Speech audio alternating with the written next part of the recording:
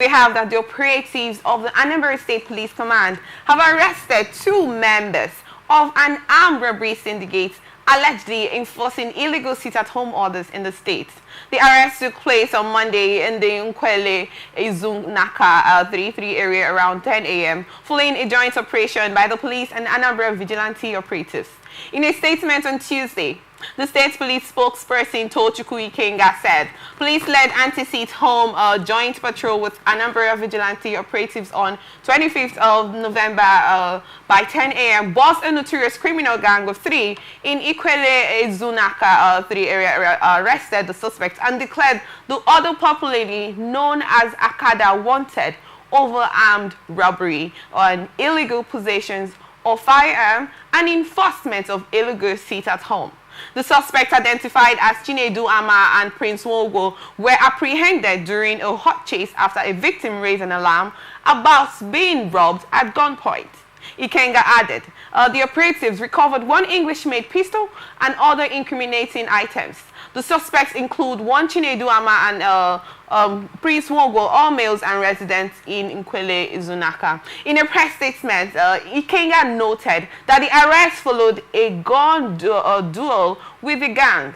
The joint security operative arrested the suspects after engaging in the gang in a gun duel. The police acted on credible information and demobilized the gang members by responding swiftly to the planned activities of the notorious gang in the area, he stated. I'd love to get your thoughts, Mr. Oscar. You know, before recently, before now, not recently, it's been on and on about the sit-at-home in the southeast.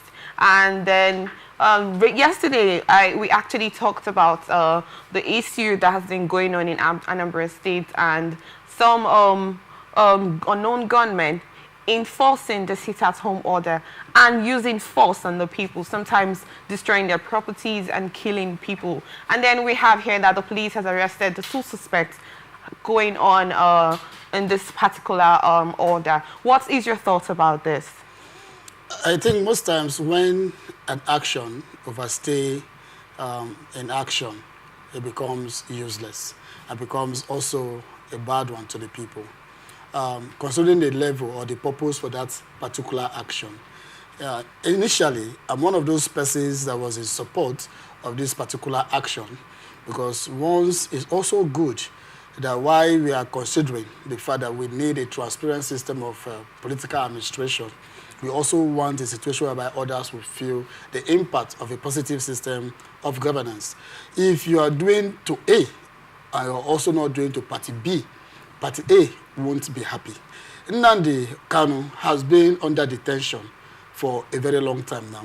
And unfortunately, I will use the word unfortunately, the other agitators from the Yoruba aspect has been released. And then this same person is still under detention, even when the other person has been released. It sends a bias. It means that government is being biased, the government is not being transparent, and the government is also not looking at governance beyond sentimental issues, regional or tribal issues. And that is our setback at this point in time because we find ourselves in a system where governance has become so much more like a tribalistic system. The Yoruba, the Hausa, the Igbos, they are thinking of, oh, it's our turn. It's now turn by turn. Of course, I won't blame the Igbos if they are working out to get their own turn because the current president, Bola Ahmed Tinubu, made it look like this is a turn-by-turn thing, just like he used that as a strategy for his campaign. It is my turn. Okay, quickly, let me cut you short. Quickly, you said you will not blame this unknown gunman, allegedly unknown gunman, for trying to, enforce their rights by putting the sit-at-home order in the states because of their leader, Nnamdi Kanu, that has been detained for a long time and refused to be released. And I wanted to ask, is it that the means they are using to enforce this order is the right thing? Because like I said earlier, they have been destroying properties. They have been killing innocent people. We've had cases where sometimes the most indigents that open up their stalls on Monday, they come in there and then they destroy their properties. Students no longer go to schools on Monday. Are you trying to say that this means that they've been using to enforce this order to be heard by the government is the right approach? Well, the both parties are to be blamed. We are to blame government, and we are as well to blame the agitators because of the way they are going about it. You might be having a very good intention. You might have a very good intention, but then the way you carried out your intention or the way you actually took your decision determines if people will join you or will stay away from you.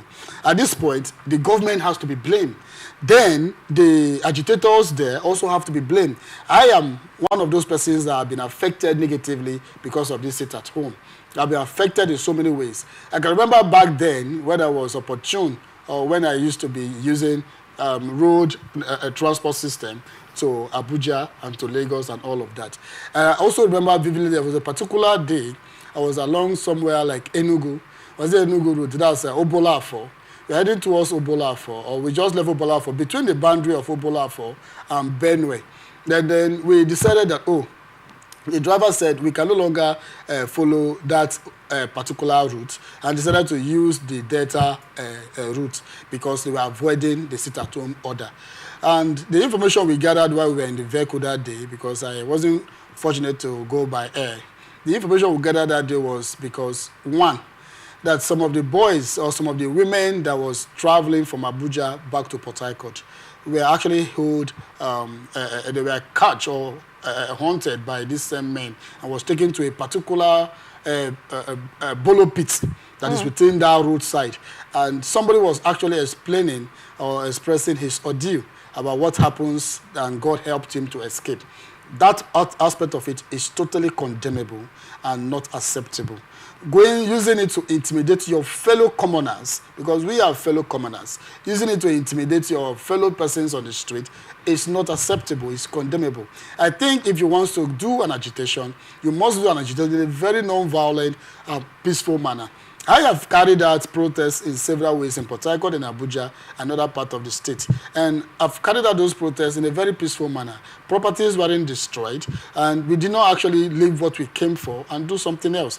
The Ogoni issue has also been non-violent, and at this point, it also gets some level of achievement or achievables. So I think if you want to look at it from the days of, if Ojukwu was still alive, he won't order that this kind of situation should be like this, because I remember vividly well that Ojukwu and Ken Saro-Wiwa, in as much as they have their agitations on then, it was not this level of violence. So I want to appeal and call on the attention of those agitators, those enforcing the sit-at-home, that in a way they are going about it in the wrong way to actually make life difficult and unbearable for their fellow citizens and their fellow Igbos. But then government is also not to be praised. Government is also not to be appreciated for actually trying the best they can to have released, I've forgotten the name of this Yoruba man that have been released recently by Bola Ahmed Tinubu.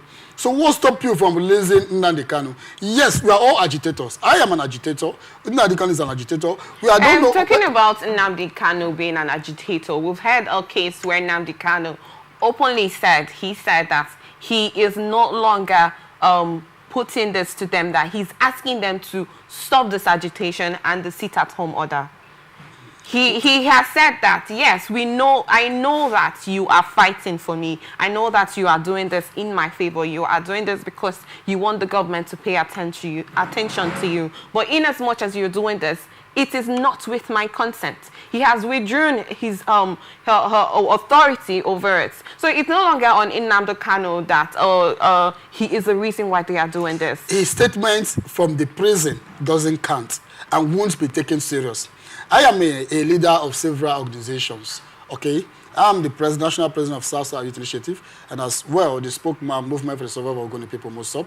Now, at this point in time, I believe that just like I am today, if any of my leaders or any of the Ogoni stakeholders that have actually fought for the rights of the indigenous people and fight for the emancipation of the Ogoni people to actually regain their freedom and also have a voice in the society, and especially the fight of Ken Saro-Wiwa, the right of the indigenous people.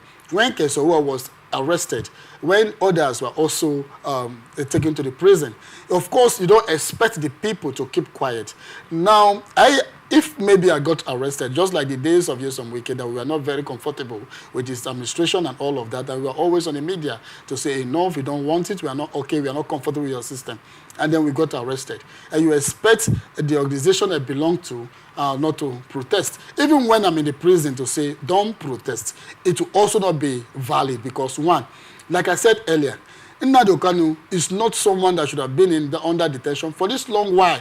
You want a change administration. I expected that as President Bola Ahmed Tinubu took over, the first action was supposed to take, alongside with other actions he has taken, was as he received released that of the Yoruba agitator, you also release the Igbo agitator so that you balance the situation. Because all Nnamdi Kanu is talking about, all that he's saying, it's obvious that the government doesn't mean well for us. I am also saying that the government doesn't mean well for us. Okay, are you trying to say that Nnamdi Kanu agitated rightly and then he got arrested unlawfully and then he should be released because other tribal agitators have been released? It has really not been a good aspect for Nigeria government to always go after those that want to speak against a particular policy or a decision being carried out by a certain government because you feel that everybody must be on your page as a government. It's totally wrong. You have people that must say, enough, what you're doing is bad. Somebody must come out. We have agitators. It's over the world. Now,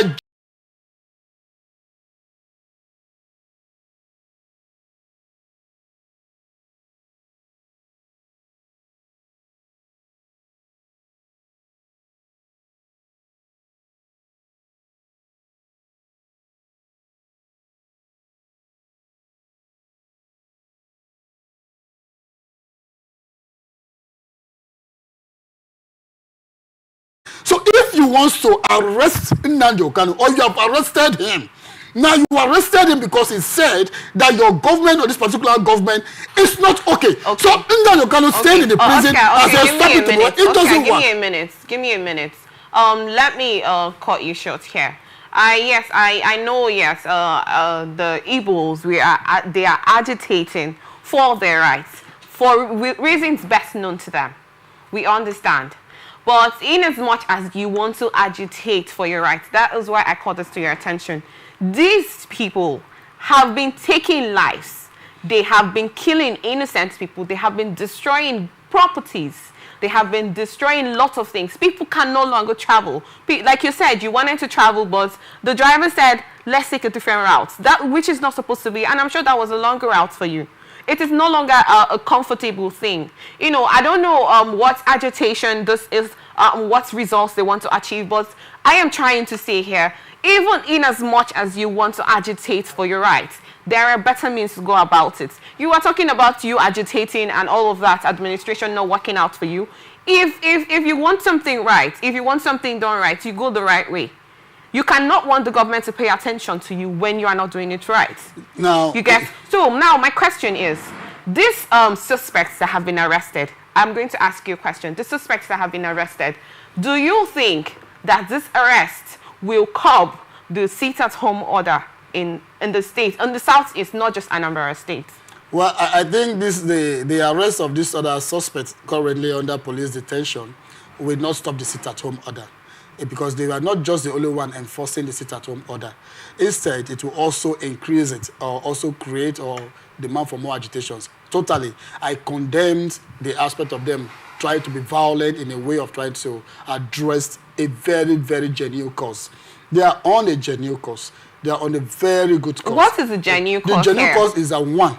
You cannot arrest a man that is agitating for the welfare or the survival of his people. How are you sure that this agitation coming from Nnamdi Kanu is for the welfare of the people? Now, it is obvious at the moment. It is obvious, even though you don't want to say it because of your position.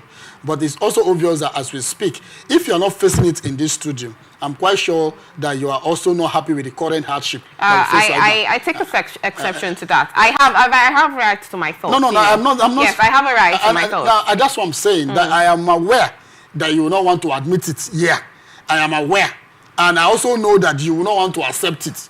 But I am also aware that you are also facing hardship, the same way I am facing hardship. The same way every Nigerian. Are you trying to say, in as much as there is hardship, let me cut you short. In as much as there is hardship in the country, what I'm saying is that, does it mean that the present administration is not doing something towards it? Because we have had situations where he has implemented the use of agriculture.